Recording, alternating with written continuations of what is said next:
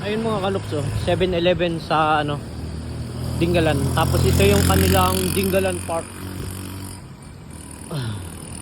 Tumila na yung wala, nakababa na ako dun sa ano eh. Punta muna ako sa tabing dagat. Tapos hinahanap ko yung simbahan kanina pa, nasa taas pala ng, hindi man taas, nasa paan ng bundok. Nakapag-almusal at tanghalian na rin ako.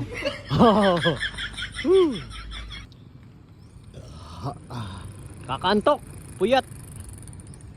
Tabang nagpapahinga nga ako ay nagpicture muna uli ako dito sa malaking isda na ito. After dito sa malaking isda ay hinanap ko na kung saan ang daan papuntang dagat. Ami kong katatanong, kaya nga pala pupunta sa dagat ay nag-uubos lang ako ng oras at baka maiwanan ng bus. Shoutout sa mga makatalanan niyo dyan. Ganaw-ganaw din. Bilas kayo.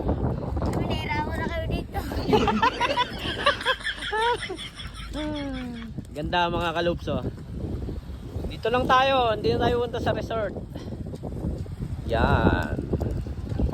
Doon ako galing, sa kabila nun.